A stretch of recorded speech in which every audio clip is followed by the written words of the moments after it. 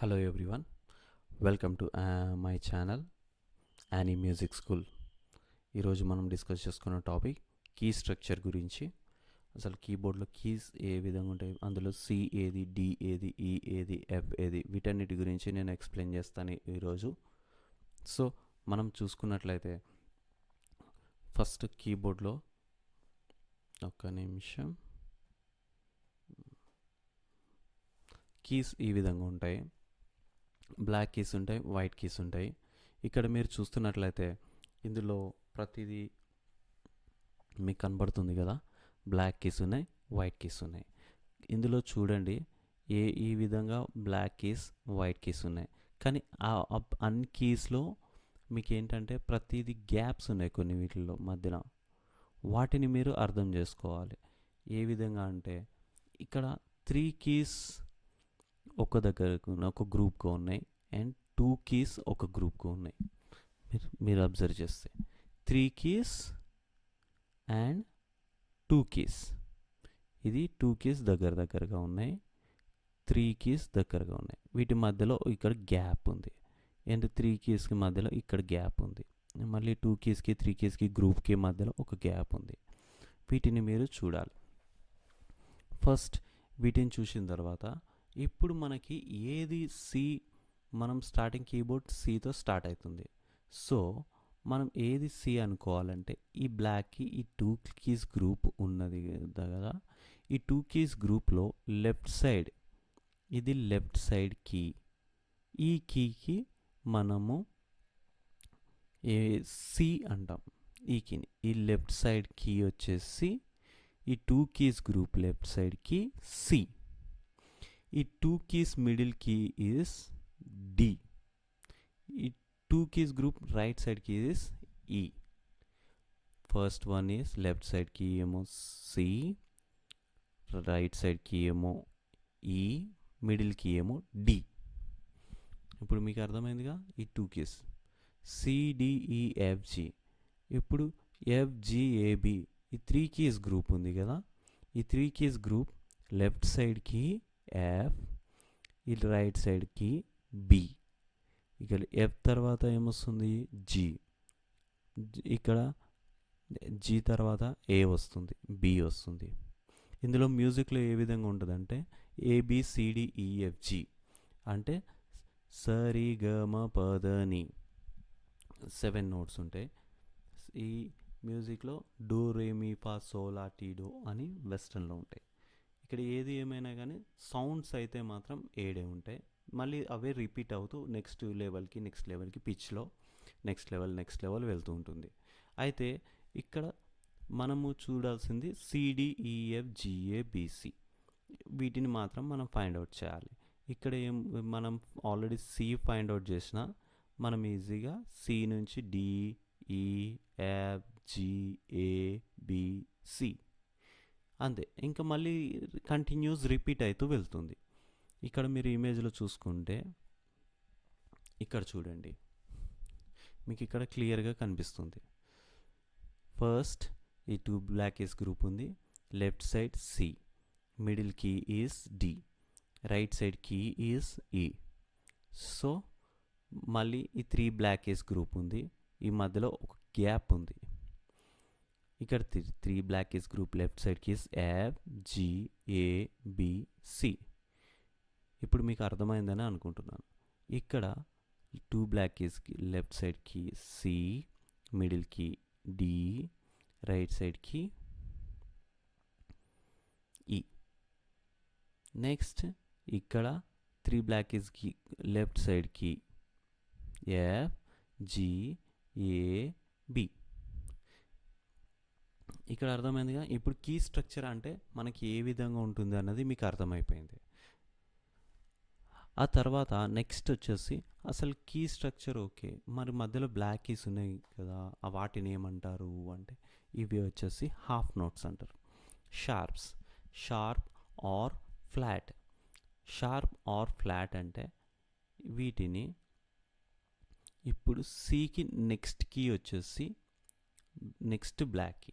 మీరు ఎలా గుర్తుపెట్టుకోవాలంటే ఇక్కడ నుంచి సికి డికి మధ్యలోకి, సికి నెక్స్ట్కి డీకి బిఫోర్ కీ.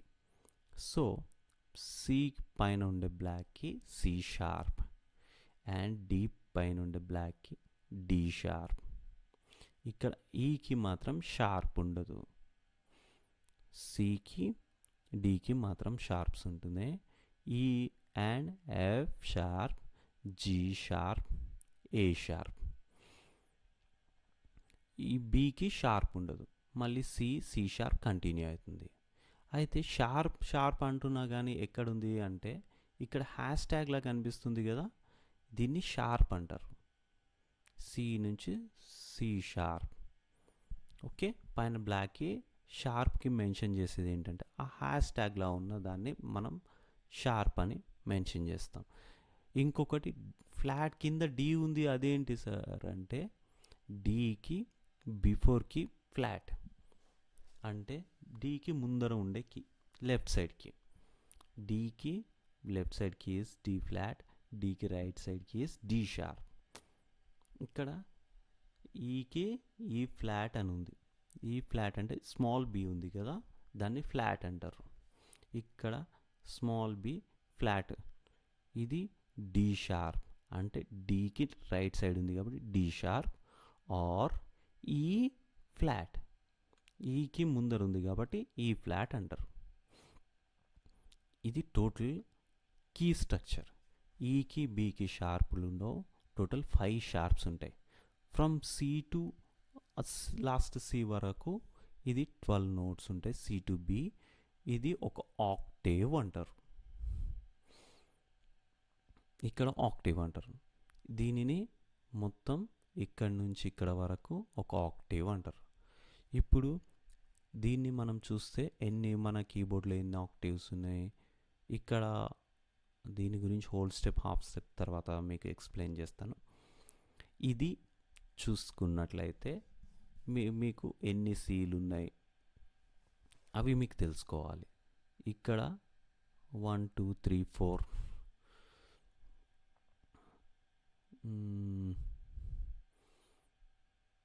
ఇక్కడ సి ఉంది, మళ్ళీ ఇక్కడ సి ఉంది, ఇక్కడ సి ఉంది, ఇక్కడ సి ఉంది.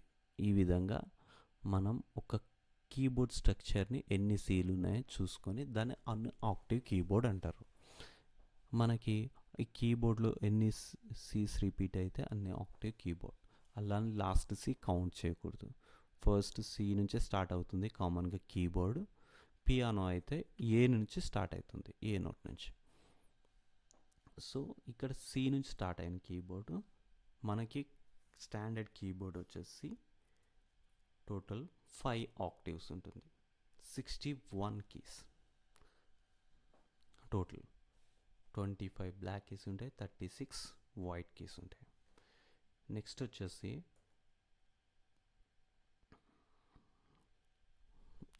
ఇది 44 కీస్ బోర్డు. ఎలాగంటే మీరు కౌంట్ చేసి చెప్తారు. ఇది చిన్న కీబోర్డు ఫర్ కిడ్స్ కోసం. మీకు కీస్ కూడా చిన్న సైజు ఉంటాయి, స్టాండర్డ్ కీబోర్డ్ సైజ్ కీస్కి వీటికి కూడా చిన్నగా ఉంటాయి. వీటిని మీరు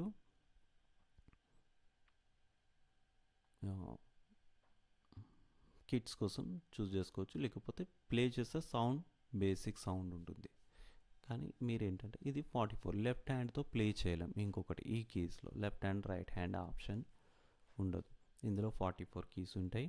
ఎన్ని ఆక్టివ్స్ మీరు కౌంట్ చేసి చెప్పండి. ఇది స్టాండర్డ్ కీబోర్డ్ యమహా కీబోర్డ్. ఇది ఈ కీబోర్డ్ వచ్చేసి 61 కీస్ కీబోర్డ్. i500 ఇది అయితే ఇందులో 61 కీస్ ఉంటాయి. మీరు left hand medium level keyboard, ఇది పిచ్ బెండ్ ఇవన్నీ ఉంటాయి ఇందులో. ఇది స్టాండర్డ్ సైజ్ కీబోర్డ్, ఎవరైనా ప్లే చేయొచ్చు. ఈ కీబోర్డు 61 కీస్ ఉంటాయి, 25 బ్లాక్ కీస్, 36 వైట్ కీస్ ఉంటాయి. ఇది నేర్చుకోవడానికి ఈజీగా ఉంటుంది. ఈ కీబోర్డ్ అనే కాదు, ఈ 61 కీస్లో ప్రతి కీబోర్డ్ కీస్ సైజ్ మాత్రం అదే ఉంటుంది, స్టాండర్డ్ ఇండియన్ స్టైల్. సో మీరు ప్రాక్టీస్ చేయాలంటే, కొంచెం ప్రొఫెషనల్గా చేయాలనుకుంటే ఇలాంటి కీబోర్డ్స్ చూస్ చేసుకోవచ్చు.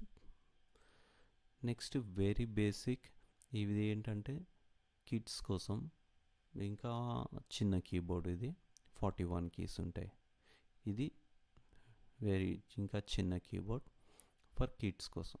మీరు మీ పిల్లలు ఎవరైనా ఇంట్రెస్టెడ్గా ఉన్నారు, మొబైల్లో ట్రై చేస్తున్నారు ప్లే చేయడానికి మరి అని ప్రీ ప్రైమరీ వాళ్ళకి ఈ కీబోర్డ్ని ఫస్ట్ ఇనీషియల్గా ఇంట్రడ్యూస్ చేయడానికి ఇలాంటి కీబోర్డ్ని సజెస్ట్ చేయండి యాజ్ ఎ టాయ్గా. ఫస్ట్ వాళ్ళలో చూడండి.